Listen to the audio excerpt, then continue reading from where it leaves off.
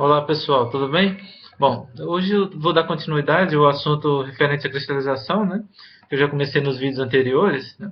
E antes de começar um assunto novo, eu vou só repetir algum detalhe que ficou faltando no vídeo anterior, né?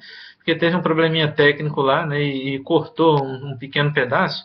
Apesar de eu achar que não fica impedido, né, de entender, né, esse pedaço que teve problema no vídeo anterior, eu resolvi repetir, tá, no vídeo atual, tá? Uma coisa que ficou cortado lá foi exatamente esse papel aqui, nessa folha aqui, né, referente ao grau de cristalinidade volumétrico, né, que a gente mostrou que existem duas formas de calcular de se definir, né, o grau de cristalinidade, né, volumétrico e o grau de cristalinidade máximo, né. Então nessa parte aqui ficou cortando, mas eu vou falar rapidinho aqui sobre essa folha, tá? Então, se você observa aí, né, o que é o grau de cristalinidade volumétrico? Se refere ao volume, né, o volume da parte de cristais, né, pelo volume total, né. Já o máximo é o que? A massa de cristais pela massa total, né. Então, como é que a gente vai chegar numa fórmula para calcular esse grau de cristalinidade aí? Então, a gente partiu do conceito de densidade, né? Você tem uma peça ali, o que é a densidade dela? É a massa dela pelo volume dela, né? Ou seja, massa total pelo volume total, né? Então, a gente dá um detalhamento a mais aí, olha só. Densidade é o quê? O que é a massa total? É a massa da parte amorfa com a massa da parte cristalina, né? E aí o volume total repetiu aí embaixo, né? Então, na que está amarelo agora, que é o próximo passo, o que eu fiz? Eu tirei apenas os nomes completos, né? Ou seja, em vez de massa amorfa, né, eu coloquei só o Ma. Em vez de massa cristalina, colocou só o Mc. E o volume que estava no denominador na expressão anterior, ele foi lá para o outro lado, para onde está a densidade, né? Então, descendo mais um pouco aí para a expressão que está em azul, né? O que aconteceu aí, né? Repetir, né, o ρV. E do lado direito do sinal de igualdade, né, em vez de massa, a gente colocou densidade vezes volume. Né? Então, o que é a massa amorfa? É a densidade da amorfa vezes o volume da amorfa. O que é a massa da parte cristalina? É a densidade da parte cristalina vezes o volume da parte cristalina. Né? Aí, próximo, abaixo da expressão azul, aí, aqui está branco, né? Repete o ρV.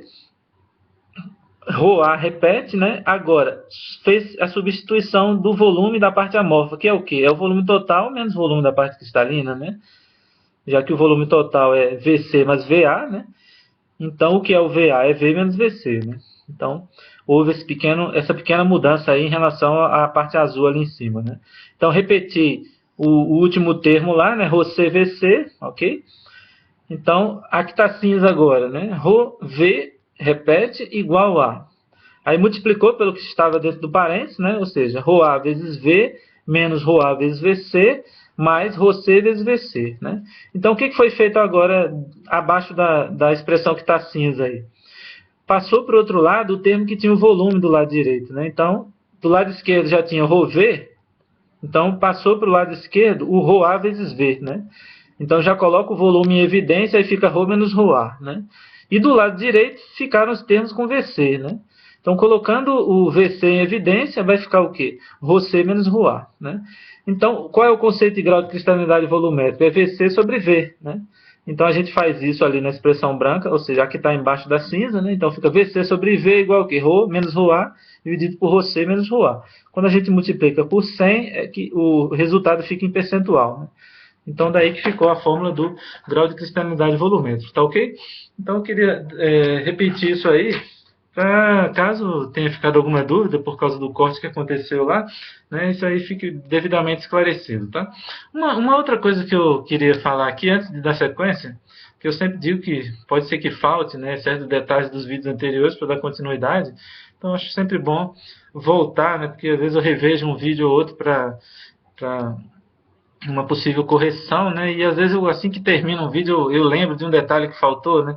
Então, quanto ao que eu queria registrar aqui, é sobre uma coisa que eu falei do modelo de micela franjada, né? Que é o modelo mais antigo, né? Usado para explicar a cristalinidade dos polímeros, né? E eu disse que ele explica bem, né? A cristalização de polímeros com baixo grau de cristalinidade, né?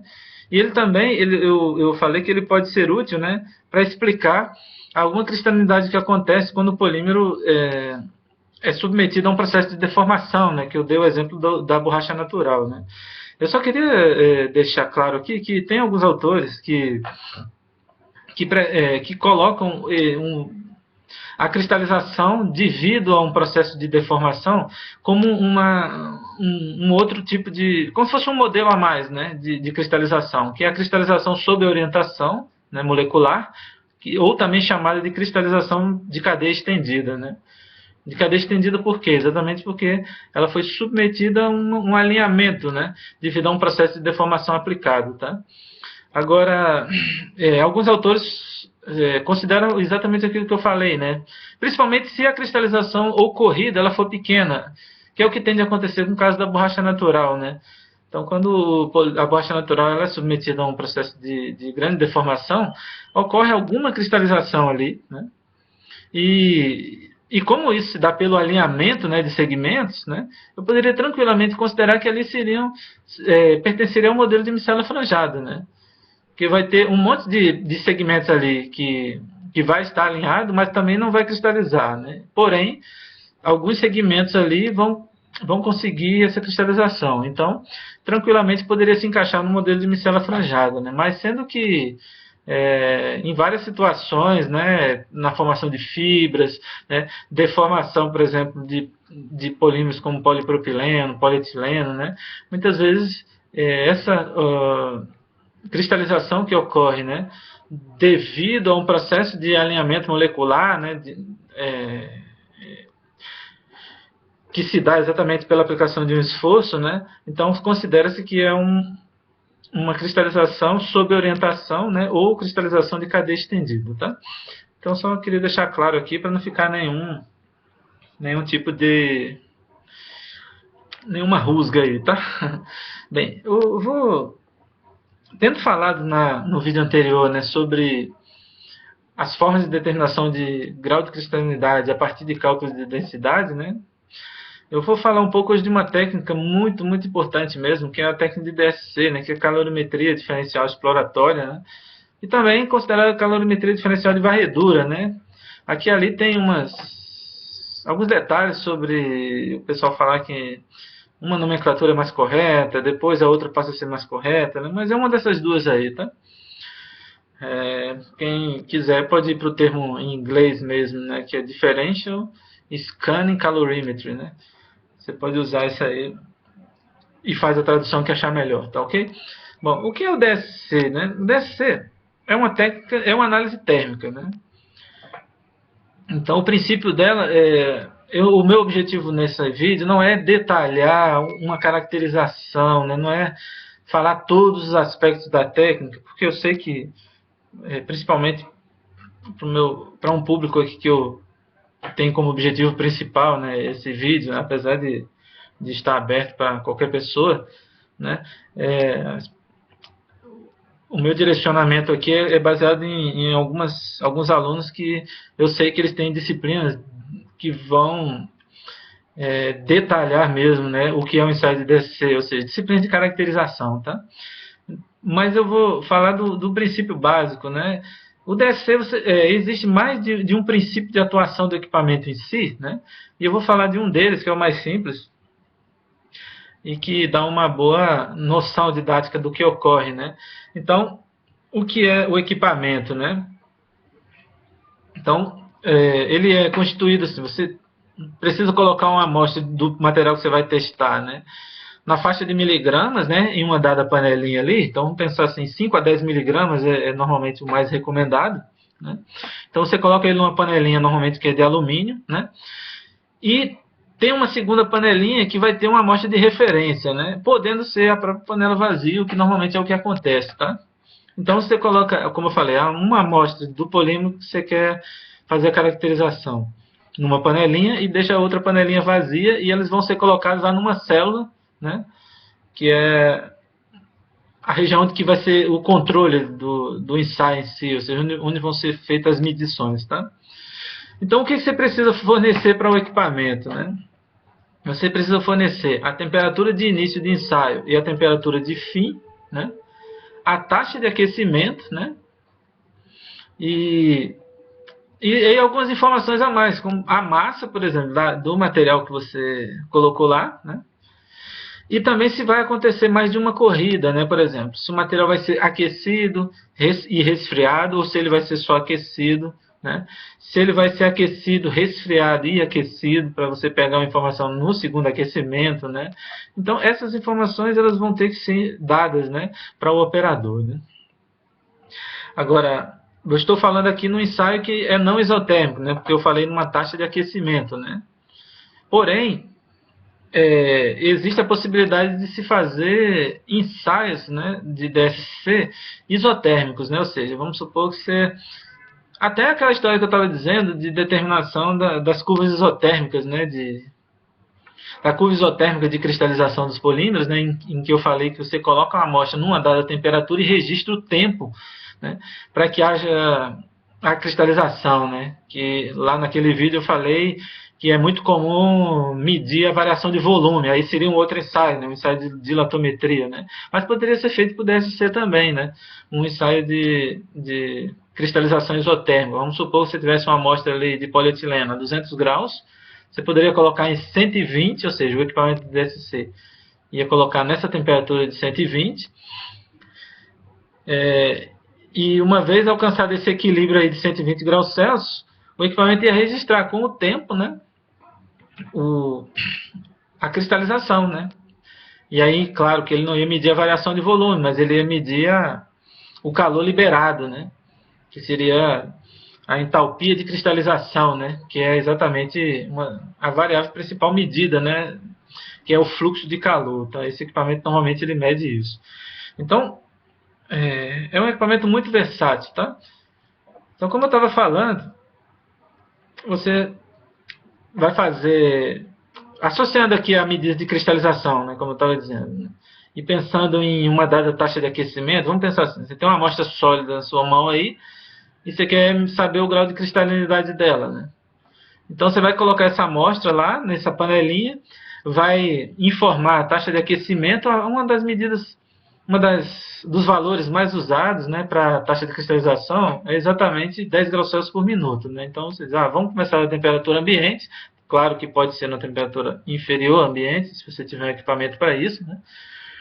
Então você vai aquecer aí nessa taxa de 10 graus Celsius por minuto e você vai fornecer um dado de temperatura final que garanta, né, que ao chegar nessa temperatura final o material tenha sofrido a fusão total, né? Porque se ele não tiver fundido completamente, quando terminar o ensaio, você não vai conseguir medir nada, né?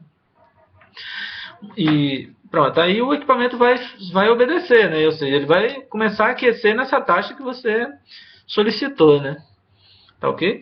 E um detalhe importante, né, que antes de começar o ensaio, você pode definir também a atmosfera, né? Ou seja, se é uma atmosfera inerte ou se é uma atmosfera oxidante, né? Para a maioria desses ensaios aí de medida de cristalização, de determinação de temperatura de fusão, você vai usar sempre uma atmosfera inerte, né? Que é o argônio, o nitrogênio, né?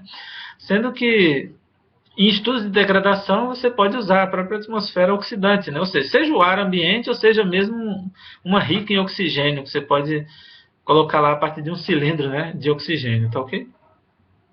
Então tá, a amostra vai ser aquecida, né? E o que o equipamento vai medir em si? Ele vai medir o objetivo dele, né, pensando no equipamento de um dos princípios que eu falei, né? Tem mais de um, mas eu vou pensar no princípio mais simples, né? Qual é o objetivo do equipamento? Você pode pensar assim, é manter a temperatura da amostra e a temperatura dessa referência, que eu falei que é a panela vazia, e as temperaturas iguais, né? Ou seja, a temperatura da amostra igual à temperatura de referência, tá? Então o objetivo do equipamento é esse, tá? Mas aí, o que acontece?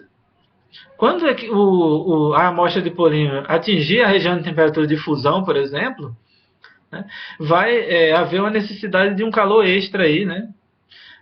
Associado à fusão do polímero, né? Então essa quantidade extra de calor necessária aí, né, que é exatamente esse pico endotérmico, ele vai ser registrado, né, como um calor extra, né, ou seja, vai aparecer como um pico na curva, né, do fluxo de calor em função da temperatura, tá? Então deixa eu só mostrar mais ou menos aqui como seria isso, né? Então você teria assim o registro, né, no eixo Y do fluxo de calor, normalmente em miliwatts, né, e a temperatura em graus Celsius no eixo X, né? Então seria algo mais ou menos assim, né? Você teria o calor aí. Então, quanto o material está aquecendo lá e não tem nenhuma transição, né? Nem TG, nem TM, você tende a ter uma linha de base ali, mais ou menos, numa certa inclinação, né? O ideal é que ela seja horizontal mesmo, tá? Mas nem todo equipamento tem essa linha de base toda horizontal, mas é que ela não fique mudando de inclinação, esse aí é o princípio. Aí quando chegar, por exemplo, numa temperatura de fusão, né? Aí o que vai acontecer? A amostra vai precisar de um calor extra aí, né? Em relação à amostra de referência, para manter a mesma temperatura. Isso vai ser registrado como um calor extra, ou seja, um pico, né? Então, para que a temperatura da referência seja igual à temperatura da amostra, para que a temperatura da amostra seja igual à temperatura da referência, vai haver necessidade desse calor extra aí para fundir o material. E esse calor extra vai ser registrado exatamente como um pico, né? Nesse gráfico, né? Então, o princípio da técnica é exatamente esse aí, tá? Ela vai indicar, sempre que houver uma necessidade extra aí de calor, né? Como picos endotérmicos, como picos exotérmicos. Então, por exemplo, na fusão, vai surgir um pico endotérmico, na cristalização um pico exotérmico, né? Se houver, por exemplo, uma degradação do material, a degradação ela pode ser tanto endotérmica como exotérmica, mas é muito comum que haja uma prevalência aí de picos exotérmicos, né? Então vai ser registrado também, né? Suponha que você coloque um adesivo, vamos pensar numa cola epoxy, né? Então você mistura lá os dois componentes da cola epoxy e você coloca lá no DSC, né? E manda aquecer, né? E considerando que o aquecimento vai acelerar a reação de cura, de endurecimento dessa resina, né? Então você coloca no equipamento e manda aquecer, ele vai registrar exatamente a temperatura, né, em que vai ocorrer a reticulação. Por quê? Porque a reação de reticulação, em regra, ela é exotérmica, libera calor, né? Então, dentro desse princípio que eu falei, né, em relação à referência, né, vai ter uma liberação de calor ali, então isso vai ser registrado como um pico exotérmico, tá? Então você pode, por exemplo, medir, né, temperatura de cura de resinas, né? Então suponha que você quisesse saber também o tempo para que uma resina cure numa dada temperatura. Então vamos supor que você pensasse, eu vou colocar uma temperatura de 80 graus, né? Então o que o equipamento ia fazer? Você mandava aquecer rapidamente até atingir 80 e ele ia ficar nessa temperatura constante. Então aí seria um ensaio isotérmico, né? Seria um ensaio isotérmico. Então ele ia medir, depois que atingisse 80 graus, ele mediu o tempo para começar a cura acontecer e até terminar. Isso ia ser registrado como um pico, né? Um pico exotérmico, né? E o gráfico seria o quê? O calor no eixo Y, né? Em miliwatts aí, né? Na verdade é fluxo de calor, né? E no eixo X você teria o tempo, né? Para esse tipo de ensaio, já que ele seria a temperatura constante, né? Tá ok? Outra situação, né, que muito importante para polímeros, né, é a questão da TG, né? A TG não envolve liberação de calor, né, nem absorção, ou seja, não envolve picos isotérmicos nem endotérmicos, mas ela normalmente ela se dá pela mudança da linha de base, né? Então, se a gente fosse pensar, né, uma coisa ideal, né, numa curva de DSC, vamos pensar numa resina, né? Vamos pensar num policarbonato, pronto, fica mais fácil. Então, o policarbonato, como ele é todo amorfo, né, em termos práticos, né, então ele estaria, se você fizesse um aquecimento dele a partir da temperatura ambiente, né, ele ia ser aquecido, quando chegasse em 150 graus, que é a TG dele, ia ter uma mudança da linha de base aqui, né, e aí ia ser registrado também no equipamento de DSC, tá? Tá ok? Então é um equipamento muito versátil, tá ok, gente? Então eu coloquei uma curvinha aqui ilustrativa, né, de forma geral, né, de dados normalmente que a gente obtém no equipamento de DSC, né? Então aqui, por exemplo, se você observar aí, olha o eixo Y, fluxo de calor, né, em miliwatts, E uma coisa sempre muito importante é você saber se o pico que está para cima ele é endo ou exotérmico, né? Então, no caso aqui, ele está dizendo ó, exotérmico para cima, né? Então, o que, que você vai ver? Que isso aqui jamais vai ser uma fusão, né? Porque a fusão ela é endotérmica, né? Então, provavelmente aqui é uma cristalização, né? A cristalização é exotérmica, né? Então, esse segundo pico aqui certamente é uma fusão, né? Porque é um pico endotérmico, claro, não é obrigatório ser uma fusão, poderia ser outra coisa. Aqui, por exemplo, não é obrigatório ser uma cristalização, poderia ser uma reação de cura numa resina, né? Mas como eu estou falando aqui de cristalização, né? Então vamos pensar dessa forma. Vamos pensar que seja um polímero que é semicristalino, né? Então você pode detectar cristalização, você pode detectar fusão, né? Você pode detectar, deixa eu voltar para cá, ATG dele, né? E aí seria a mudança da linha de base, né? Como a gente está mostrando, está numa dada altura, vai para outra altura, né? E se continuar aquecendo, né? Você pode detectar exatamente a famosa degradação que eu falei, né? Então vamos pensar que você quer saber a cristalinidade de um dado polietileno lá. Então a temperatura de fusão dele é 135 graus. Dificilmente você vai pedir a temperatura final de ensaio maior que 200. Dificilmente. Porque você não tem o objetivo de degradar o material, né? E até 200 a gente pode garantir que a degradação ainda não vai acontecer, tá? A degradação às vezes até não é nem recomendado para alguns equipamentos de DSC, porque às vezes alguns voláteis liberados ali eles podem ser prejudiciais ao próprio equipamento, né? Mas existem sim estudos de degradação com DSC, você pode fazer, né? Eu particularmente cheguei a fazer alguns estudos, né, de degradação, né? De temperatura de degradação, né? Só para dar um exemplo aqui, né? Não é o objetivo desse vídeo, né? Mas vamos supor que você estivesse estudando a influência de um antioxidante, né? Então você poderia fazer diferentes formulações, né? Vamos supor que você ou testasse diferentes antioxidantes ou testasse diferentes percentuais de um dado antioxidante. Então você faria as misturas, né, no equipamento de processamento, obteria as amostras e poderia ter como um dos resultados a temperatura de início de degradação, que seria exatamente a mudança da linha de base, né, para esse caráter aqui, né, ascendente, né, que indicaria exatamente o início da degradação, né? Então você poderia ver de repente que a presença de um dado antioxidante deslocou essa temperatura para valores maiores, né? Ou poderia ver que aumentar a concentração de antioxidante também aumentaria essa temperatura em que houve o início da degradação, né? Você poderia fazer estudos dessa forma tranquilamente, né? Tá ok? Então, ele é bastante versátil aí, tá?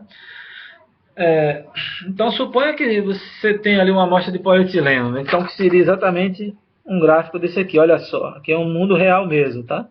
Tem um gráfico real. Então, se você observar aí, olha só no eixo Y, né? Fluxo de calor, né? E no eixo X a temperatura, né?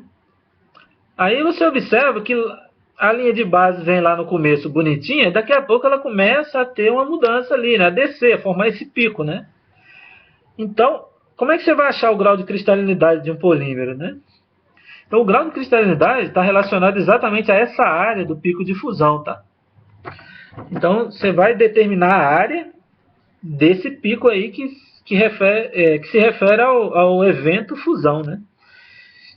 Então, o equipamento já tem software adequado para isso, né? Claro que se não tiver, você pode exportar os dados e fazer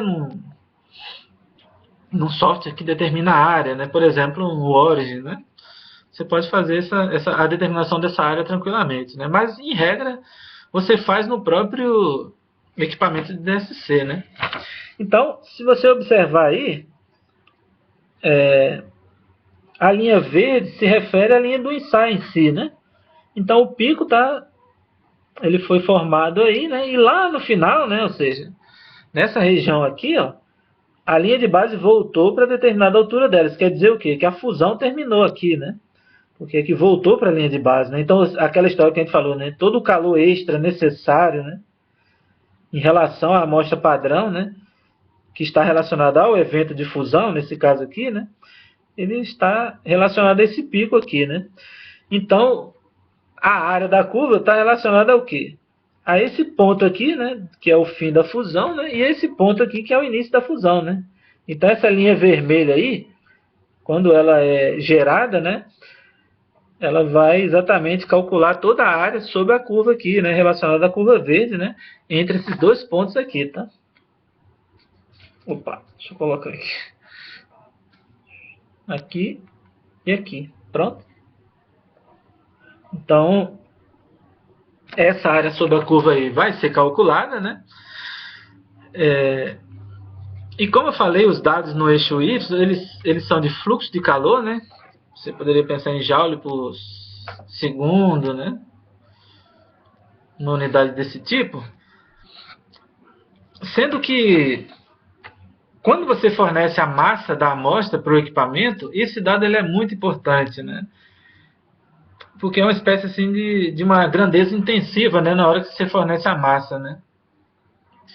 Então, suponha, por exemplo, só, claro, eu vou dar um dado bem, uma diferença bem grande aqui,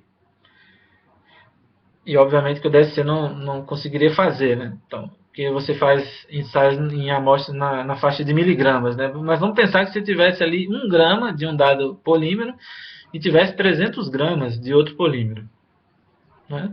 E você fosse pegar o calor envolvido na fusão, né? E o polímero que você usou só 1 grama, ele a princípio teria uma cristalinidade maior do que o segundo que você usou 300 gramas, né? Então vamos pensar assim, o de menos massa, o de 1 grama ele teria 70% de cristalinidade e o de mais massa teria 40% de cristalinidade, né? Se você for pegar o calor envolvido, ou seja, a entalpia, né, para cada uma das massas, né, obviamente que a quantidade registrada para a massa maior, ou seja, para 300 gramas, vai ser maior, né? Porque ela depende da massa, né? Então todo esse calor aí necessário, né, para fundir vai ser bem maior, né? Mesmo ele tendo uma cristalinidade menor, né? Então para que você tenha uma noção real, né, ou seja, intrínseca, para saber, para poder comparar o de 1 grama com 300 gramas, você vai ter que dividir pela massa, aí transforma numa grandeza intensiva, né? Então por isso que fornecer a massa é fundamental para cálculo de cristalinidade, né? Porque para você quantificar, né, a quantidade de material ela é fundamental, né? Porque eu acabei de dar esse exemplo aí, né? Às vezes o material de massa maior, né, ele pode até ser menos cristalino, né, mas se eu associo a área sobre a curva, né,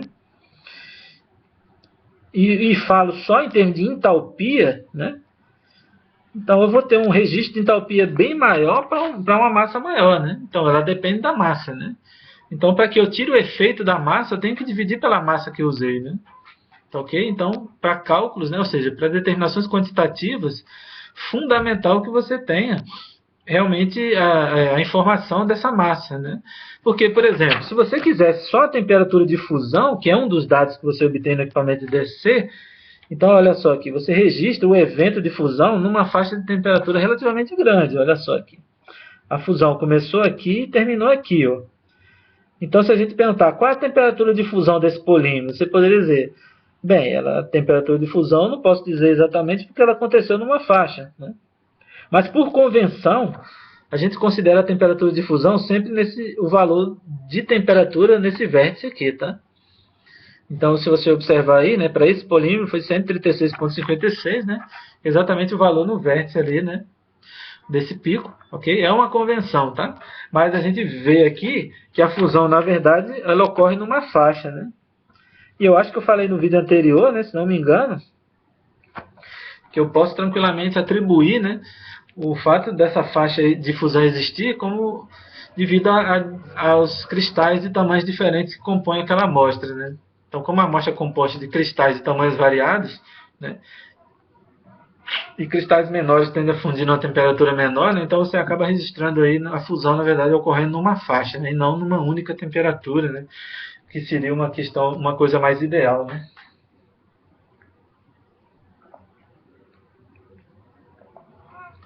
Tá ok? Então, voltando aqui para o cálculo da fusão, como eu estava dizendo, né? Então, uma vez tendo feito, né, cercado aqui, né, o evento de fusão, né, que é o que foi feito aí, né, Então ele foi cercado aí, ou seja, a região verde com a região vermelha, e o equipamento vai calcular essa área, né? Então o equipamento calcula essa área, né? Então essa área vai ser exatamente o numerador dessa expressão aqui, ó. ΔH de fusão, tá? Então se você observar aí, né?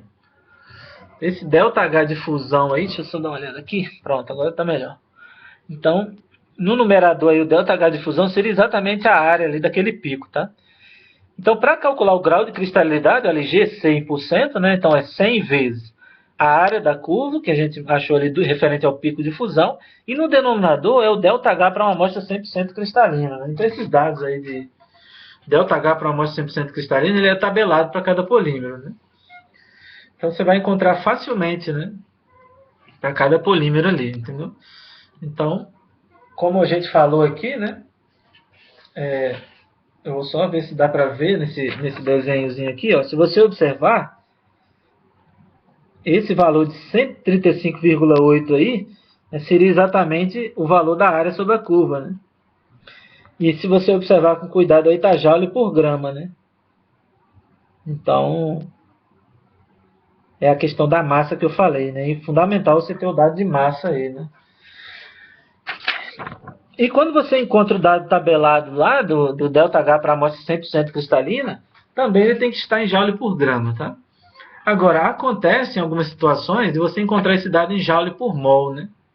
Se você encontrar esse dado em joule por mol, aí você divide pela massa do mero, que é grama por mol, né? Em gramas por mol, né? E aí você vai ter o dado em joule por grama, tá ok?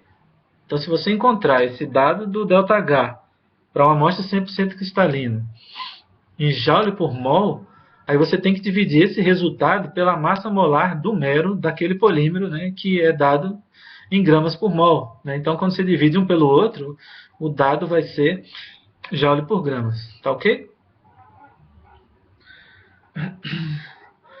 Bem, então eu vou mostrar agora para vocês aqui alguns resultados, né, de um trabalho que foi feito recentemente, né, por um aluno que eu tive aí, né, que mostram mais ou menos algumas coisas que eu já falei nos vídeos anteriores, né. Então aqui seria uma amostra de polietileno de alta densidade, né. Então, quando ele foi fazer o ensaio, ele disse o quê? Ele disse, olha, eu quero que a amostra parta da temperatura ambiente, estava aqui em cerca de, sei lá, 25 a 30 graus, né. Então, eu quero que ela aqueça até próximo a 200 graus Celsius, né? E depois eu quero que ela resfrie, né, até um valor de próximo a 50 graus Celsius, né? Então, isso aí foi o que ele quis, né? Foi o dado que ele forneceu, né?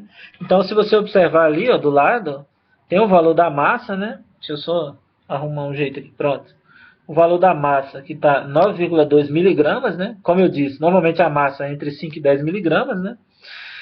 E ele também forneceu o dado lá, que era o quê? Eu quero que esse procedimento de aquecimento e de resfriamento ele aconteça a 10 graus Celsius por minuto, que é um valor, como eu falei, normalmente padrão, embora você possa fazer em qualquer taxa, claro, a depender da condição do equipamento. Tem equipamento que vai ter uma limitação ali de taxa de aquecimento, né? E tem uns que consegue super taxas, né? Ou seja, taxas altíssimas de aquecimento, né?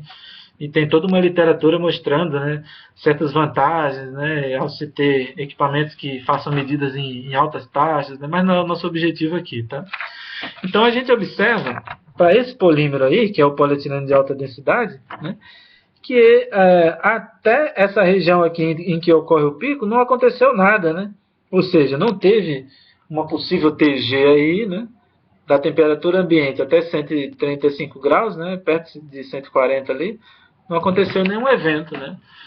E por que não teve TG? Porque a TG do polietileno é menos 120, né? Então, um equipamento que parte da temperatura ambiente, né, não vai ter registro de TG, né? E também não teve nenhuma cristalização com aquecimento, não teve nada, né? Então, quando chegou lá perto de 140 graus, teve o evento de fusão, né? Então, o que ele obteve aí? A partir da massa que ele fornece, ele calcula essa área desse pico, né? E aí ele vai determinar a entalpia de fusão em joule por grama, né? ele vai determinar a temperatura de fusão, que é a Tm, né, associada ao vértice, né, desse pico aí, né? E a gente observa ali, né, quando o material começa a resfriar, num valor inferior a Tm, né, começa a ter um pico também, né? E esse aí é o pico de cristalização, né? Então, o que a gente pode dizer aí? Que a cristalização ela tende a acontecer na temperatura inferior à difusão, né? Exatamente associado àquele assunto que a gente falou, né, no vídeo anterior, né? Que, em regra, você precisa de um superresfriamento para que a cristalização aconteça, né? Então, para o nosso objetivo aqui, não foi calculado nada referente a essa cristalização, né? Ele queria só achar o grau de cristalinidade associado à fusão, né? Mas a gente está mostrando aí que é possível você também, né, registrar o valor da temperatura de cristalização, né? Por exemplo, aquela história do agente nucleante que a gente falou, né? Se a gente quisesse fazer testes, né, da influência de uma dada carga, se ela teria um efeito nucleante ou não, a gente poderia fazer diferentes concentrações de carga, né, e comparar com polímero puro e ver se de repente a temperatura de cristalização, que é o valor do vértice aqui, né, do máximo, né, se ela deslocaria para valores maiores, né? Porque a gente viu que uma das funções do agente nucleante é deslocar a temperatura de cristalização para valores maiores, né? Então você poderia fazer um estudo de DSC para verificar, por exemplo, se um dado tipo de aditivo ali atuaria como agente nucleante. Tá ok? Nesse mesmo trabalho que a gente fez sobre PAD, a gente fez também um estudo com copolímeros de etileno com acetato de vinila, né? Que é o EVA, né? Então, quando a gente tinha um EVA lá com 8,5% de acetato de vinila, o que a gente viu? A gente observa aí, ó, que também no aquecimento tem só a fusão, né? E a gente vê um detalhe, né? Que a fusão ela acontece com uma temperatura menor, né?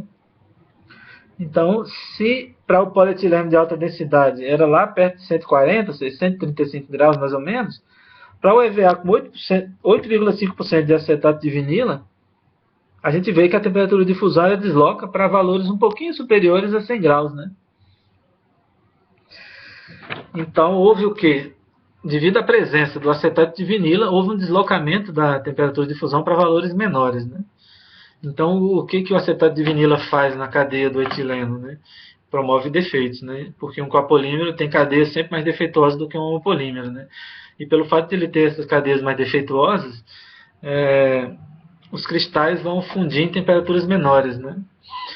E quando ele fez o teste, né, com um EVA, né, com um percentual maior ainda de acetato de vinila, né, que é com 19,5%, né, acho que está aí em cima, isso, 19%, né? Isso, 19% de acetato de vinila. Então a gente observa o quê? Que a temperatura de fusão deslocou para valores menores ainda, ou seja, menores do que 90 graus Celsius, né? E a temperatura de cristalização para os dois polímeros, né, também deslocou, né, para valores menores, né? Porque se a temperatura de cristalização é menor que a de fusão, né, então ela foi deslocada para valores menores ainda comparado ao polietileno, né? E um detalhe aqui, né, apesar de a princípio a gente não poder falar com toda certeza, né, a gente observa que as áreas sobre a curva elas vão diminuindo, né? Se a gente pegar, por exemplo, a do polietileno de alta densidade, olha aqui a área, né? A referente à fusão, né? Quando foi para o EVA, com menos acetato de vinila, a área tende a diminuir. Quando foi para o EVA com mais acetato de vinila, a área tende a diminuir mais ainda, né? Embora a gente não pode dizer, né, a princípio, só no olho, né? Porque isso vai depender da massa, como a gente falou, né? Então é só o cálculo mesmo da área que vai definir isso, né? E o resultado fornecido em joule por grama, né? Mas como as massas que ele usou foram muito próximas, né? Então nitidamente aí essa redução de área já indica que a cristalinidade diminuiu, né? Já que é exatamente o resultado da área que vai estar no numerador, né? Do grau de cristalinidade, né? Então se essa área diminui, o grau de cristalinidade diminui, né? Então só para mostrar rapidamente aqui, né? A diferença dessas amostras, né? Então, aqui eu moldei as 3 amostras numa única peça, né? Eu vou até colocar do outro lado aqui que fica melhor, né? Então, essa parte branca aqui do meio, né, ela é o polietileno de alta densidade, né?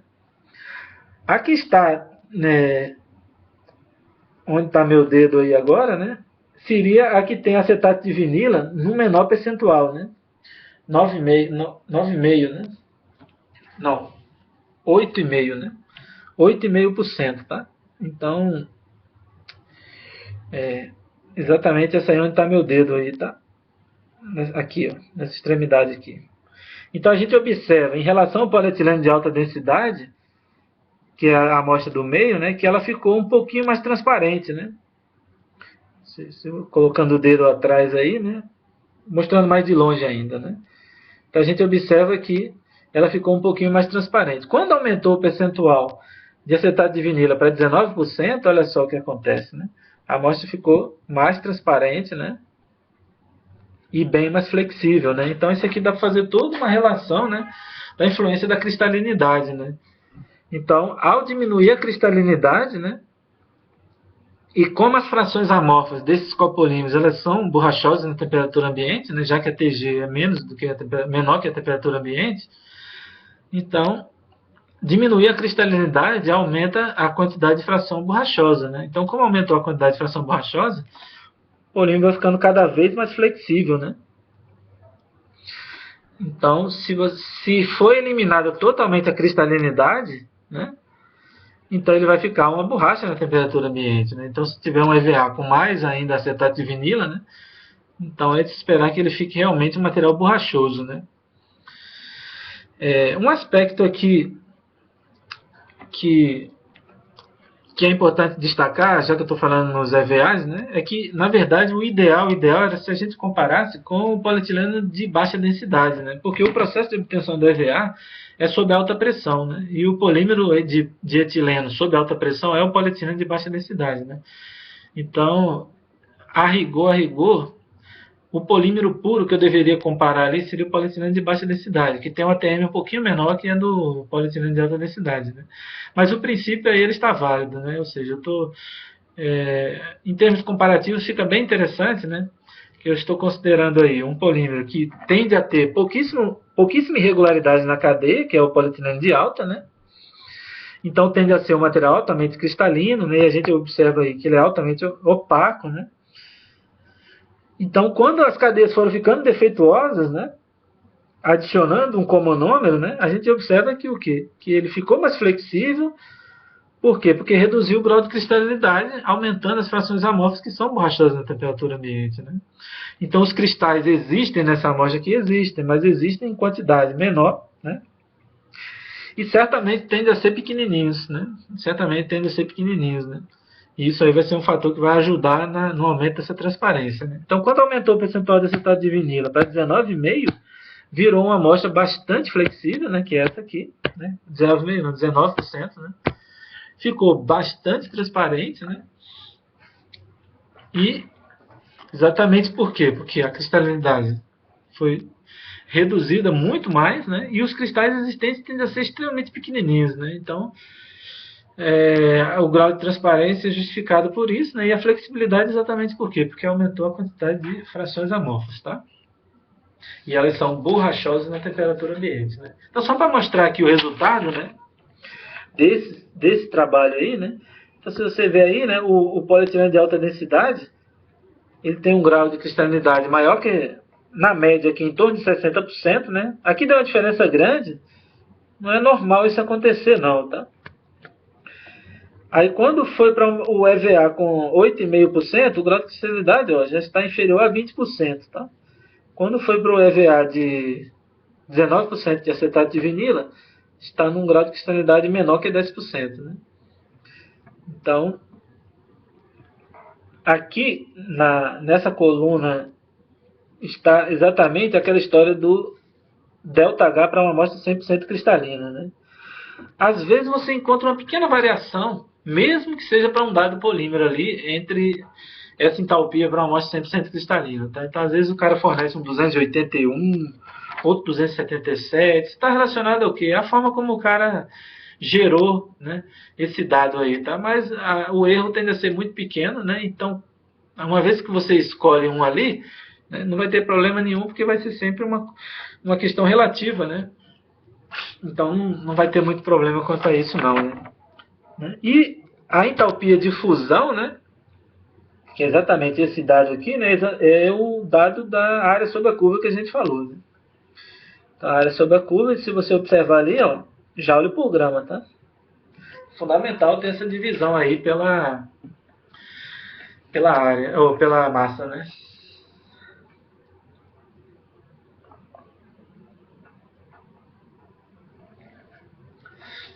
Bom, tem umas coisas a mais que eu tenho que falar aqui sobre DSC, né? Então eu dei uma noção geral aí até agora, que foi como calcular, né, a área sobre o grau de cristalinidade, né? Como se calcula o grau de cristalinidade, né? E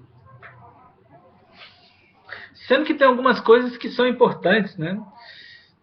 E de certa forma eu já falei nos vídeos anteriores, né? Que é o seguinte, por exemplo, suponha que a amostra que esse aluno aí fez, o ensaio, ela tem, sei lá, 4 milímetros de espessura, né? Então, o resfriamento dessas amostras, normalmente ele se dá a partir de um contato do molde com a superfície, um contato da superfície do molde com o líquido de resfriamento. Vamos pensar na água, ou até mesmo a atmosfera, né?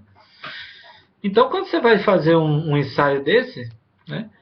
Se você quiser, por exemplo, quebrar a amostra para fazer o ensaio, se você tira uma amostra do meio ou se você tira uma amostra da superfície, tende a se ter resultados bastante diferentes, né? Por quê? Porque, como eu falei, né, suponha que a superfície do molde estava em contato com uma água fria, né? Então, o material que está ali na superfície, ele vai tender a ter um grau de cristalinidade menor. Por quê? Porque o resfriamento foi rápido, né?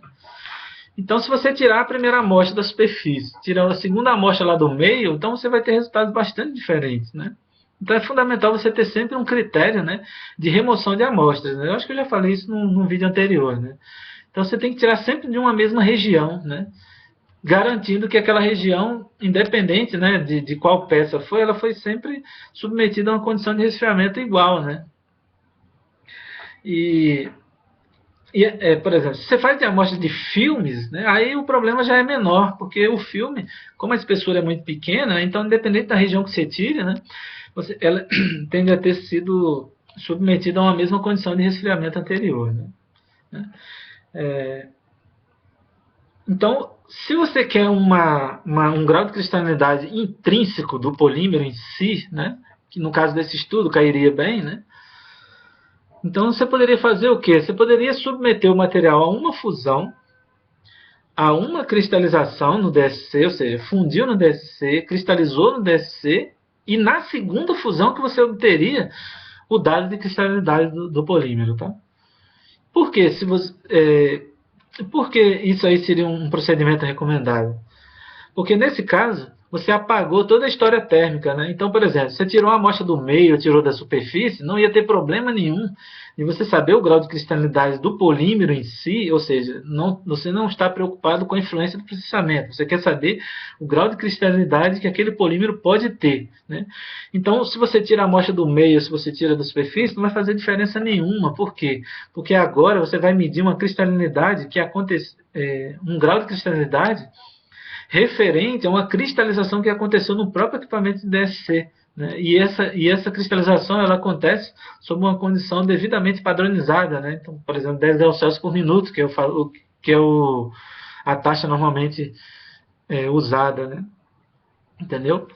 Então, se você quiser obter grau de cristalinidade intrínseco de um dado polímero, um procedimento recomendado é fazer uma fusão, resfriar e só na segunda fusão você obter a cristalinidade em si, né? Então isso aí é uma coisa, um praxe, né? Quando você faz ensaio de DSC, tá ok? Agora, se você quer a influência do processamento, aí isso aí não vai ser feito, tá? Se quer a influência do processamento, você tem que medir na primeira fusão, fazer a determinação da cristalinidade devido à primeira fusão, tá? Agora, se você fizer estudos de degradação, por exemplo, de ultravioleta, né? Então suponha que você tem uma peça de polímero e essa peça foi colocada no sol, né?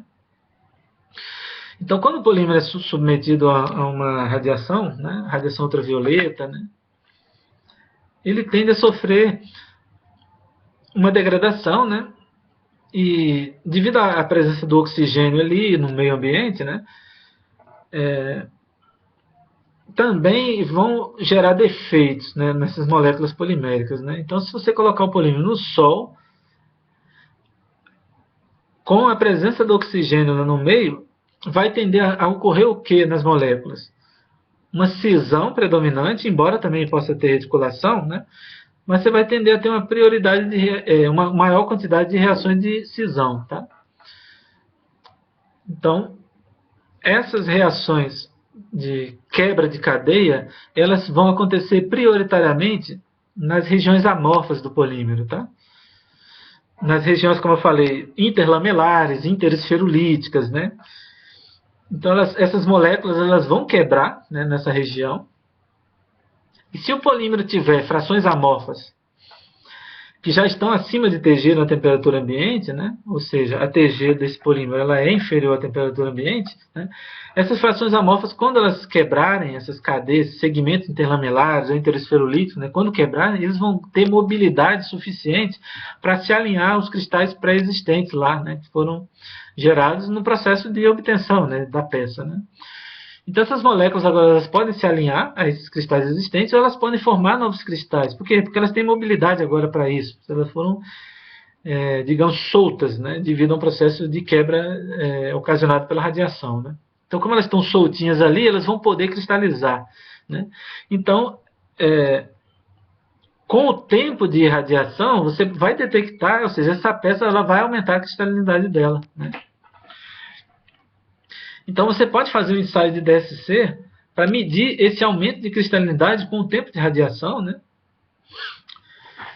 E isso vai ser uma informação importante, né, do processo de degradação. Então, por exemplo, se não ocorrer aumento de cristalinidade, foi porque o material estava estável, ou seja, não tendeu a ter degradação. Então, talvez você pode usar, por exemplo, estudar a influência de um aditivo para proteger o material contra a degradação, vamos supor assim, contra o V, né? Então, se o aditivo está lá presente e você não registra com o tempo aumento da cristalinidade, é por quê? Porque o aditivo protegeu. Então, se você fizer um estudo comparativo com um polímero sem esse aditivo, então você tenderia a registrar, por exemplo, um aumento maior da cristalinidade com um polímero sem o aditivo do que um polímero com o aditivo, né? E como é que você vai fazer para medir essa cristalinidade, né? Então, você vai pegar essa peça lá do Sol e vai tirar uma amostra e fazer o ensaio de DSC, né? Aí você tem que ter aqueles cuidados que eu falei, né? Primeira coisa, você vai ter que tirar a amostra da superfície, né? Porque se você tirar a amostra lá do meio, normalmente os processos que envolvem degradação por UV, eles tendem a acontecer mais na superfície, porque são processos que envolvem a necessidade da radiação atingir aquele local e também a presença do oxigênio, normalmente ela é fundamental para que essas quebras ocorram, né? Então, considerando uma amostra mais espessa, a região lá central ela tende a ser pouco afetada, né? Primeiro, porque não vai ter a penetração de oxigênio nessa região, e segundo, que às vezes a radiação nem atinge esses locais, né? Então, você tem que tirar a amostra da superfície do corpo de prova, né? E uma segunda coisa é que você só vai detectar esse aumento de cristalinidade se você fizer a determinação dessa entalpia na primeira fusão. Nesse caso, não faz sentido você fundir, resfriar e fundir de novo para pegar o dado só na segunda fusão. Você tem que pegar na primeira fusão. Por quê? Porque se você faz a primeira fusão, resfria e obtém o dado só da segunda fusão, então você vai estar pegando um dado devido a uma cristalização que aconteceu no próprio equipamento de DSC. E como nesse caso aí, as moléculas, quando foram degradadas, elas também ficaram mais defeituosas, por quê? Porque tem todo um processo de incorporação, digamos assim, de grupos oxidados, né, nas cadeias poliméricas, né? Ou seja, C-O, grupos OH, grupos peróxidos, né? Hidroperóxidos, né? OOH, né? Então as cadeias agora elas estão também defeituosas, ou seja, parte delas, né, principalmente as cadeias da região amorfa, né, que é onde a degradação tende a acontecer prioritariamente. Né. Então, nesse processo de cristalização que vai acontecer no equipamento de DSC, vai haver uma competição, né, entre moléculas regulares, que a gente pode pensar as que estão dentro dos cristais, que vão tender a ter pouca degradação, né, com moléculas que estão irregulares, né, e se tornarem irregulares exatamente por esse processo oxidativo aí, e são as das regiões amorfas. Então vai ter um processo de competição. Então, se você pegar a cristalinidade na segunda fusão, na verdade você vai detectar uma redução da cristalinidade. Por quê? Porque a cristalinidade da segunda fusão ela é uma competição de moléculas regulares com moléculas irregulares e vai tender a gerar cristais um grau de cristalinidade menor na segunda fusão. Tá? Agora, se você pega na primeira fusão, você vai pegar o quê?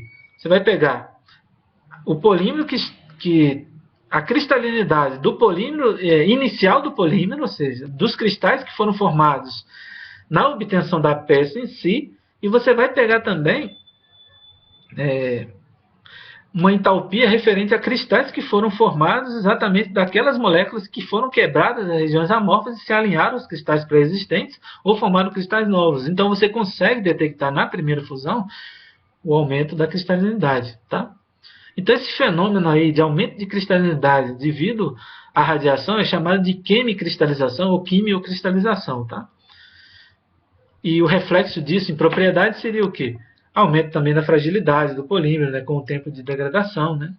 Embora o aumento da fragilidade não se deve só ao aumento da cristalinidade, também se deve a outros efeitos, como, por exemplo, a quebra dessas moléculas das regiões interlamelares. Né? Isso tende a aumentar a fragilidade do material. Né? Eu vou explicar isso num vídeo mais para frente. Tá? Uma outra coisa que você pode obter, né, no equipamento de DSC seria a famosa cristalização a frio. Tá? O que é a cristalização a frio? Né? Se você resfriar uma amostra de PET, né, rapidamente, né, vamos pensar para fazer as garrafinhas, né, que é sempre um objetivo resfriar rápido para que ela não cristalize. Né?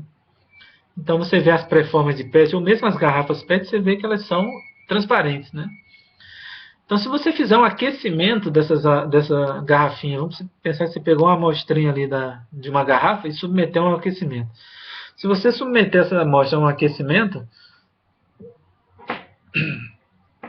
você vai detectar ali, numa certa temperatura, em torno de 110 graus, mais ou menos, você vai detectar uma cristalização acontecendo no aquecimento. Tá? É uma coisa, a princípio, para quem nunca estudou isso, para quem nunca viu isso, meio contraditório, né? Porque a gente sempre espera a cristalização no resfriamento, né? Ou seja, a amostra está no estado fundido e ao resfriar ela vai cristalizar, né? Sendo que às vezes você vai detectar isso no aquecimento, né? Então uma garrafa PET, se você pegar uma amostrinha dela e fizer o aquecimento dela, quando chegar em 70 graus, a primeira coisa que você vai ver é a TG, né? Porque a TG é a transição vítreo-borrachosa, né? Em torno de 70 graus acontece ali para o PET, né? E chegar ali em torno de 110 graus mais ou menos, você vai detectar um pico exotérmico, né? No aquecimento, né? E esse pico exotérmico é exatamente a cristalização do PET. Tá? E por que isso acontece? Por quê? Porque ele é um polímero cristalizável. E como ele é cristalizável e você resfriou rápido, você impediu isso de acontecer. Era um processo natural dele. Né? Era um processo natural. Mas como você impediu? Por quê? Porque você resfriou rápido. Então a amostra, quando ela está amorfa na forma de uma garrafa, ela está numa condição que a gente pode chamar de metaestável, porque o estado natural dela seria cristalizar. Né? Então você obteve, com resfriamento rápido, ela está numa condição metaestável na temperatura ambiente. Agora, o que aconteceu no aquecimento? Chegou em 70 graus, as moléculas ficaram numa condição borrachosa. Né? E aí, se elas estão numa condição borrachosa, agora você deu mobilidade para que elas consigam atingir aquela condição de menor energia, que é a condição cristalina. Né? Então, esse aquecimento aí foi exatamente uma espécie de uma energia, né? Uma espécie não, foi uma energia dada, né? Para que elas conseguissem agora buscar aquela condição de menor energia que é a cristalização. Né? Então, ali em torno de 110, 120, você vai registrar um pico exotérmico que se refere exatamente à cristalização. Tá? Então, isso aí é chamado de cristalização a frio. Né? E é outra espécie assim, de controvérsia, né? Porque é a cristalização no aquecimento. Por que a cristalização a frio? Mas a gente chama assim, por quê? Porque ela se dá a partir de uma amostra que estava numa condição sólida. Né? Então, você estava com a amostra na condição sólida, e aí, ao atingir a TG, adquiriu uma condição borrachosa, e aí deu uma condição para que ela cristalizasse. Então, por ser esse processo, por esse processo acontecer a partir de uma amostra na condição sólida, ou seja, uma cristalização que se dá com o aquecimento e não daquela forma normalmente que a gente espera, que é devido a um processo de solidificação, né, da condição melt, né? Então a gente chama isso de uma cristalização a frio, tá? Então eu sempre gosto de representar, né? É como se fosse uma situação dessa aqui, né? Deixa eu dar uma dobradinha aqui. Então, a bolinha aí significaria a amostra na temperatura ambiente, né? Ela tem uma estabilidade ali, né? Ela tem uma estabilidade. Porém, se você der uma energia a mais, né? Se você der uma energia, né, para ela superar, né, essa barreira potencial aí, né? Então, nesse caso aí, dando mobilidade para as moléculas, elas vão buscar uma condição de menor energia, né? Então, aqui seria a condição cristalina, né? E aqui seria a condição que ela está na temperatura ambiente, que seria metastável, né? Apesar de ter uma estabilidade, né? Por quê? Porque ela não vai cristalizar espontaneamente, porque tem que dar uma energia para elas ficarem flexíveis, né? Para superar a TG, para adquirir uma condição borrachosa, para daí elas conseguirem a condição de maior estabilidade, que é a cristalização, tá? Um aspecto aqui que você vai sempre verificar é que, apesar de a gente associar, não, elas adquiriram mobilidade, estão acima da TG e agora vão cristalizar. Mas, na verdade, quando você faz ensaio de DSC, você vai ver que o processo de cristalização tende a se dar numa temperatura um pouco maior do que a TG em si, né? Que é em torno de 110, 120, que a gente chama de TC, né? A temperatura de cristalização dele, né? Ou seja, é uma temperatura onde vai ter uma velocidade maior, a máxima velocidade de cristalização, né? Tá certo? Agora, se deixasse, por exemplo, a 80 graus, uma temperatura constante, por longo tempo, você também registraria uma cristalização acontecendo. Ou seja, mesmo não estando na TC propriamente dita, registrada no DSC, você também detectaria uma cristalização, mesmo a 80 graus, né? Mas por que a de 120 é onde você vai registrar normalmente, 110, 120? É como eu falei, é a temperatura em que tende a ter a taxa de cristalização máxima. Né? Então, você pode dizer que vai ser na TC em que realmente a cristalização vai acontecer, tá? Então, isso aí tem uma importância tecnológica grande, né? Uma importância tecnológica grande, né? Quase que eu fazia um pleonasmo aqui, né? É que quando você obtém uma pré-forma de PET, né, você obtém digamos assim, um arremedo de garrafa, né, é uma pré-forma, né, ou seja, é um tamanho pequenininho ali. Eu vou até fazer um desenho aqui para ajudar, né. Então você obtém essa amostra por injeção, né. Então você obtém inicialmente a pré-forma para depois obter a garrafa em si, né. Então é como se fosse algo assim, né. Então você obtém a pré-forma aqui por injeção e depois aquece essa pré-forma para gerar a garrafa em si. Vamos pensar numa garrafa de, sei lá, mais parecida com essa aqui seria uma de água mineral que eu conheço, né? Na verdade, de refrigerante está um pouco estranho, né? Está mais para um Erlenmeyer aí, né? Mas vamos pensar que tem umas garrafas de água mineral que realmente são assim, com esse formato aqui, né? Com esse formato aqui. Então você obtém as pré-formas, né? Aqui, amorfas, né? e submete a um aquecimento para ela virar essa garrafa aqui, ou seja, vai dar um sopro, né? Então, a coisa importante aqui é que ao aquecer, você supere a TG, mas não atinge a TC, né? Porque se atingir a TC, a amostra vai enrijecer no aquecimento, né? Então ela não vai ter esse aspecto borrachoso necessário para que haja o sopro, né? Então a amostra tem que estar entre TG e TC, né? Não pode chegar a TC, porque senão ela vai cristalizar, né? Então ela vai não só enrijecer, ou seja, não vai conseguir expandir, como vai ter um outro aspecto aí que é a perda da transparência, né? Porque se a amostra cristalizar, ela vai perder a transparência, tá ok? Então são dois aspectos aí interessantes, né? Agora, se continuar a aquecer essa amostra aí, né, ela vai chegar lá em 240, 260, vai fundir, né? Um outro aspecto aqui que eu queria falar da cristalização, né, seria a famosa cristalização secundária, né? Que quando vamos pensar numa amostra de PP, uma amostra de PE, né? Que pelos resfriamentos convencionais, vamos pensar assim, numa injeção, numa extrusão, ele sempre vai cristalizar. Dificilmente você vai obtê-lo amorfo. Tá? Então ele sempre vai cristalizar parcialmente. Tá? Sendo que, se você submeter esses polímeros a um resfriamento relativamente rápido, então, quando você tirar do molde ali, ele não vai ter cristalizado todo o seu potencial, digamos assim, né?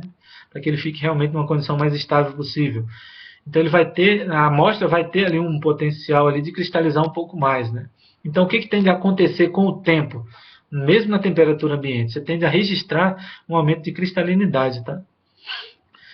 Então, isso é uma coisa importante, né? Como um fator de projeto, né? Por quê? Porque cristalização é contração, né? Então, às vezes, você quer encaixar peças ali, né? Ou então pode ter um empenamento também, né? Então, você tem sempre que pensar nisso aí, né? Quando você resfria uma amostra, se as regiões amorfas tiverem mobilidade na temperatura ambiente, né? Que seria o caso desses dois polímeros que eu citei, né? PP e PE. Então, as regiões amorfas vão ter mobilidade, então você pode registrar com o tempo aí um aumento daquela cristalinidade, né, que foi obtida naquele resfriamento inicial no molde, tá? Então, às vezes é importante, de repente, você colocar numa estufa uma peça dessa, para que ela realmente atinja essa cristalinidade aí, que ela vai tender a obter num tempo maior, né, se você não submetê-lo a um aquecimento ali, tá? Então, é importante sempre levar isso aí em conta, né? Porque você pode ter, digamos, surpresas, né, com o tempo ali, um aumento da cristalinidade, ou seja, mudança do dimensionamento dela, né, com o passar do tempo, né? Então, essa cristalização que acontece, né, além da que aconteceu no processo de resfriamento em si, durante a obtenção da peça, é chamada de cristalização secundária, tá? E o princípio é o mesmo do de cristalização a frio, né? Apesar de cristalização a frio, a gente tende a associar mais com a amostra que foi inicialmente obtida toda amorfa, que foi a amostra de PET que eu falei, né? No caso desses polímeros que eu citei, né, PP, PE, até nylons também, alguns nylons você verifica isso, né? Que eles, a condição de resfriamento normalmente imposta durante a obtenção da peça sempre vai dar alguma cristalinidade para ele, né? Então já teve uma cristalinidade que a gente chama de primária, né? E essa cristalinidade extra que acontece, né, ela vai ser chamada de uma cristalização secundária, tá? E ela acontece por quê? Porque as moléculas têm mobilidade para se alinhar aos cristais inicialmente formados, né? Então elas vão se alinhar aos cristais inicialmente formados ou vão formar novos cristais, né? E esse princípio é igual, né, ao princípio de cristalização a frio. Porém, a gente chama de cristalização secundária, por quê? Porque é uma cristalização além da cristalização inicial que ela teve, que foi a cristalização primária. Tá ok? Então, é um outro aspecto aí, tá?